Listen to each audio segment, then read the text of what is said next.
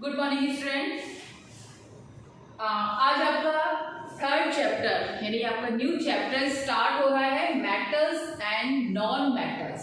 ठीक है, बहुत ही अच्छा चैप्टर है और इसके बारे में अगर हम लोग यहाँ पर डिटेल में पढ़ते हैं तो इसका मतलब है कि आप जो आपकी आने वाली क्लासेस है 11th 12th है ना, काफ़ी चीज़ें वहाँ की बेसिक चीज़ें आप तैयार कर लेंगे। ठीक है, तो फर्स्ट हम लोग यहाँ पे मेटल और नॉन मेटल की जब बात करते हैं तो आपने 9th क्लास में, थोड़ा हम पीछे जाएंगे, 9th क्लास में आपने एलिमेंट्स के बारे में पढ़ा। ठीक है, वहाँ आपने मेटल्स के बारे में पढ़ा और मेटल से फिर एलिमेंट, कंपाउंड, मिक्सचर, ठीक है, इन सब के बारे में पढ़ा। तो जो एलिमेंट्स होते हैं, एलिमेंट क्या है? ठीक है, एलिमेंट है हमारे group of the atom, same group of the atom होता है ना। एलिमेंट्स को हम लोग थोड़ा समझ लेते हैं। यहाँ पर अगर हम एलिमेंट्स की बात करते हैं, मान लिया ये एक आयरन का नेल ले लिया। ठीक है, आयरन का नेल आपने मान लिया।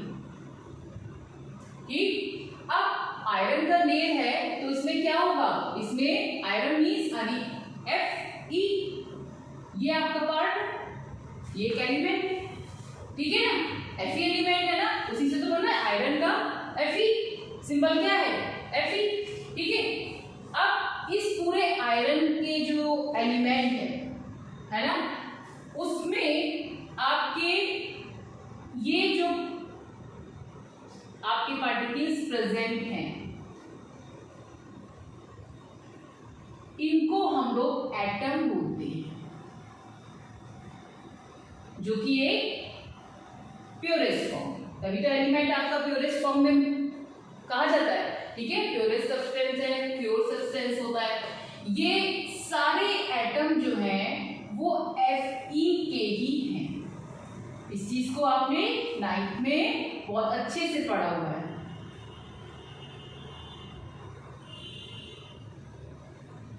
ये Fe, ठीक है, कहने का मतलब है कि अगर ये एक पूरा नेल मान के चलते हैं आयरन का, तो इस आयरन के पूरे नेल में हमें सिर्फ और सिर्फ आयरन के ही एटम्स दिखाई दे रहे हैं, कोई और एटम तो नहीं है ना।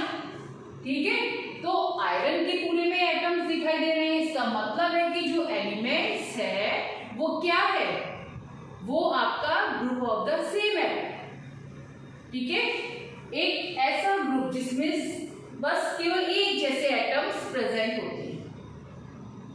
ठीक, ये जो एलिमेंट्स हैं, एलिमेंट क्लियर हुआ ना? एक बार थोड़ा सा आपको रिवाइज करा दिया है 9th का। ये जो एलिमेंट्स होते हैं, जितने भी आज तक के एलिमेंट जो हम लोग के मिले हैं, ठीक है, बहुत सारे एलिमेंट्स हैं। अब इनकी कुछ प्रॉपर्टीज, कुछ एलिमेंट की प्रॉपर्टीज सेम है, कुछ की डिफरेंट है। ठीक है, तो उन प्रॉपर्टीज के बेस पर एक पीरियोडिक टेबल जो है वो तैयार की गई। ठीक है, उनकी प्रॉपर्टीज और उनके एटॉमिक नंबर्स, ठीक है, बहुत सारी चीजें हैं जिसको हम लोग 5th चैप्टर में पढ़ेंगे। ठीक, तो उनका एक अरेंजमेंट किया गया है जिसको हम लोग पीरियोडिक टेबल बोलते हैं, जिसमें हम लोग का मेन बेस जो है वो क्या है? बेसिक चीज उसमें क्या है? एटॉमिक नंबर, यानी एलिमेंट के एटॉमिक नंबर के बेस पर फिर उसकी उनकी प्रॉपर्टीज है ना, एटॉमिक नंबर के बेस पे हमने किया, उनको अरेंज कर दिया उनको पूरे को। ठीक, अब उसमें उनकी प्रॉपर्टीज कुछ की एक जैसी लग रही हैं, कुछ की अलग अलग लग रही हैं एक दूसरे से। ठीक है, तो वहां पर वो कैटेगरी की गई है, अलग अलग डिफाइन की, अलग अलग ब्लॉक में डिवाइड किया गया है। ठीक है, ग्रुप में, पीरियड में, तो वो सारी चीजें हम लोग 5th में पढ़ेंगे। 5th चैप्टर उसका आपका 5th चैप्टर जो है उसमें पढ़ेंगे। ठीक है, अब लेकिन यहाँ पर हमें क्या करना है? यहाँ पर हमें एलिमेंट्स का भी हमने जो जिक्र किया आपका कि एलिमेंट्स जो है उनको हम लोग ने जो डिवाइड किया गया है, ठीक है, उसको हम लोग बेसिकली अगर हम बात करें तो हम लोग मेटल और नॉन मेटल्स में डिवाइड किया हुआ। ठीक है, इसमें एक आपका मेटेलॉइड्स भी आ जाता है। ठीक है, लेकिन अगर बहुत ज्यादा जैसे लोग उसको हम लोग एक ऊपर से देखेंगे तो वो बेसिकली हम लोग डिवाइड करने की बात करते हैं तो मेटल और नॉन मेटल में डिवाइड किया।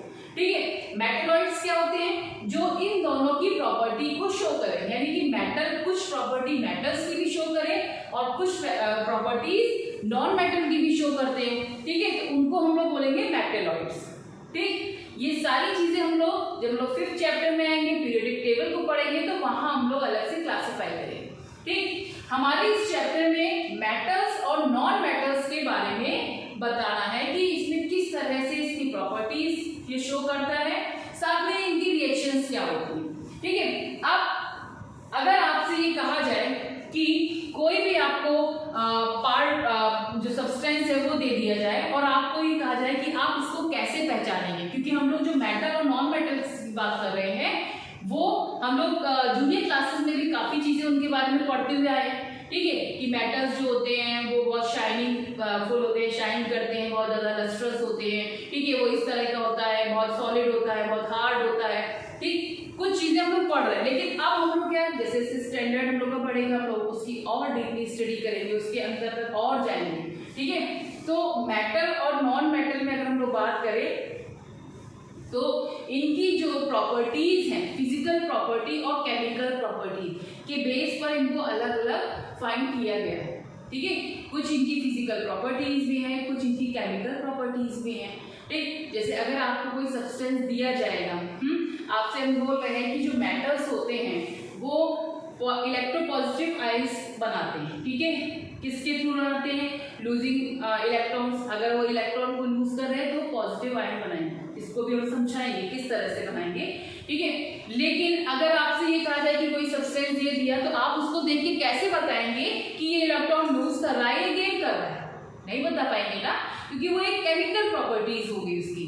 ठीक है, वहां वो आयंस का फॉर्मेशन कर रहा है, वहां पे आपको एक्सपेरिमेंट करना पड़ेगा, देखना पड़ेगा वहां पे रिएक्शन कैसी हो रही है। ठीक है, वो एक आइडेंटिफाई आपको वहां पे करना पड़ेगा कि किस तरह से रिएक्शन कर रहे हैं हम लोग, हो कैसे रहा। ठीक है, लेकिन अगर फिजिकली बात करें, जिसको फिजिकली मतलब देख के, जैसे आपने कहीं बोर्ड है तो बोर्ड है, आप इसको देख रहे हैं और आप इसके देख कर इसको कलर फाइंड करें इसका, कि आपने कहा कि व्हाइट कलर का है, आपने बोला कि ये रेक्टेंगल फॉर्म शेप का है। ठीक है, फिर आप इसमें और इसकी चीजें बता रहे कि यहाँ पर ऊपर की साइड में मेटल लगा हुआ, तो आप इसको देख के फाइंड कर रहे हैं, तो ये चीज हो गई इसकी फिजिकल प्रॉपर्टी। ठीक है, फिजिकल कैरेक्टर्स हो गए इसके। ठीक, तो मेटल्स के भी और नॉन मेटल्स के भी फिजिकल कैरेक्टर्स हैं, फिजिकल प्रॉपर्टीज हैं उनकी, कि आपके जो मेटल्स होते हैं वो किस तरह के होते हैं, नॉन मेटल्स जो होते हैं वो किस तरह के होते हैं, और साथ में इनकी केमिकल रिएक्शंस भी हैं जिनको हम लोग केमिकल प्रॉपर्टीज के नाम से जानेंगे। ठीक है, तो वो दोनों ही प्रॉपर्टीज हम लोग अलग अलग पढ़ेंगे। अगर हम नॉर्मली बात करते हैं तो जो भी एलिमेंट्स, ठीक है, मेटल एक ऐसे एलिमेंट्स हैं जो इलेक्ट्रॉन को लूज करके, ठीक है, आयंस बनाते हैं और इलेक्ट्रोपॉजिटिव आयन को बनाते हैं। तो यानी कह सकते हैं हम लोग कि metals are known as electropositive elements. ठीक है, क्यों कहते हैं और इलेक्ट्रोपॉजिटिव एलिमेंट होते क्या है। ठीक है, दोनों चीजें हम लोग यहाँ पर देखेंगे। जैसे कोई भी एक मेटल ले लिया, मेटल्स में बहुत सारे मेटल्स हैं आपके, सोडियम है, मैग्नीशियम है, एल्यूमिनियम है, ठीक है, आयरन है, कॉपर है, सिल्वर है, गोल्ड है, ये सारे क्या है, मेटल्स है।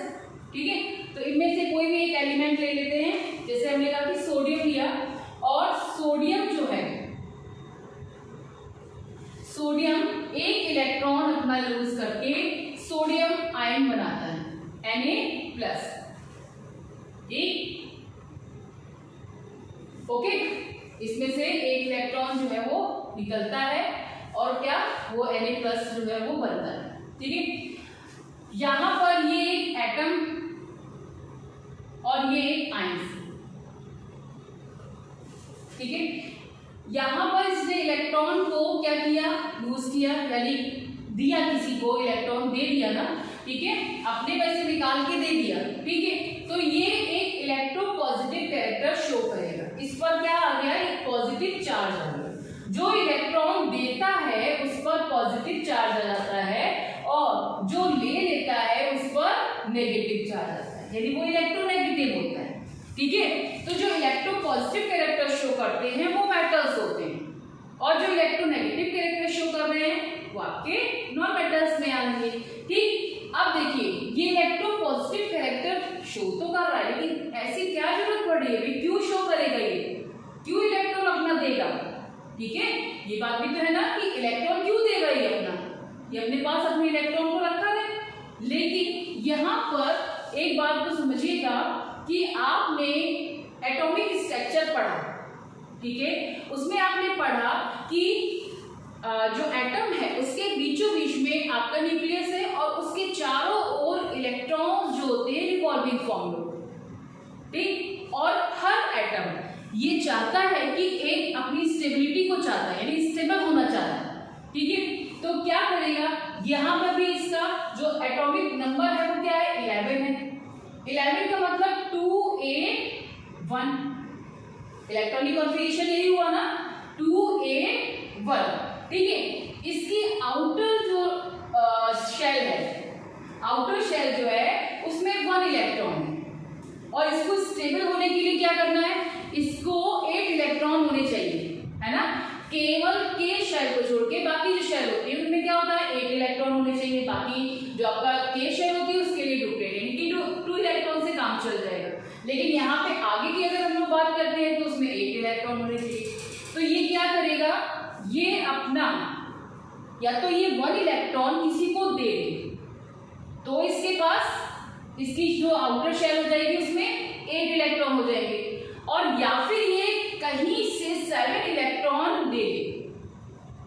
तो देखिए कहीं से 7 इलेक्ट्रॉन लेना काफी टफ है, कोई नहीं देगा ना भाई। सभी के पास, सबको ये लगेगा कि हम स्टेबिलिटी को ले लें। तो अगर किसी के पास 7 है तो क्या करेगा, एक कहीं से लेने की कोशिश करेगा ना, ठीक है। तो वो 7 इसको नहीं देगा, इसकी वजह इसको एक लूज अगर ये कर देता है, यानी एक किसी को दे देता है, बॉन्ड बना लेता है वहां पर, तो ये इसके लिए इजी हो जाएगा। इसमें क्या हो जाएगा, इसका यहाँ पर इसको बेनिफिट हो जाएगा कि एक इलेक्ट्रॉन इसने लूज किया, इस पर इलेक्ट्रोपॉजिटिव आयंस आ गए, ठीक है, चार्ज आ गया, और इसने अपना जो ऑक्टेट यानी स्टेबिलिटी को ले लिया, ठीक है। तो ये सब काम जो एटम्स का हुआ वो क्यों हुआ, क्योंकि वो स्टेबल होना चाहता है ना। अब ये आइंस में यहाँ पर चेंज हुआ, यानी इलेक्ट्रोपॉजिटिव जो जितने भी मेटल्स होते हैं, ठीक है, क्योंकि उनकी आउटर शेल है 1 2 3 इस तरह, तो 3 तक के जो इलेक्ट्रॉन्स अगर आउटर शेल में है तो उनका जो नेचर होगा वो हमेशा इलेक्ट्रोपॉजिटिव ही होगा, ठीक है। 3 तक में 4 याद रखते हैं, 5 6 7 वाला जो होगा वो नहीं होगा, वो इलेक्ट्रॉन जो है वो नहीं देगा, वो चाहेगा कि मुझे कहीं से इलेक्ट्रॉन मिल जाए, ठीक है। तो जो इलेक्ट्रॉन्स देते हैं, इस तरह से जो डेफिनेशन निकली कि जो भी इलेक्ट्रॉन्स आपके जो मेटल्स होते हैं, मेटल्स आर द एलिमेंट, ठीक है, विच पॉजिटिव आयन, यहाँ पर पॉजिटिव आयन कहाँ से बन रहा है, बाय लूजिंग इलेक्ट्रॉन को लूज करके वो पॉजिटिव आयन बना रहे हैं। जो भी आपके एलिमेंट्स जो है वो बना रहे हैं उनको हम लोग मेटल्स बोलते हैं, ठीक है। इसीलिए इनको हम लोग इलेक्ट्रोपॉजिटिव एलिमेंट्स भी बोलते हैं, ठीक। तो ये तो है कि इतनी बेसिक चीजें हो गई, ये भी आपसे इलेक्ट्रोपॉजिटिव कैरेक्टर के फॉर्म में पूछा जाता है, क्योंकि अभी हम लोग केमिकल प्रॉपर्टीज पढ़ेंगे तो उसमें और डिटेल में इसको पढ़ेंगे। बाकी इसमें हम लोग बात करते हैं कि इनके पॉजिटिव कैरेक्टर्स के बारे में, ठीक है, इनकी फिजिकल प्रॉपर्टीज के बारे में। तो जब हम लोग जनरली इसमें देखते हैं कि जैसे मैलेबल, कि मेटल्स जो होते हैं वो मैलेबल होते हैं। मैलेबल मीन्स क्या होता है, मैलेबल मीन्स होता है कि जिसमें अगर हम जिसको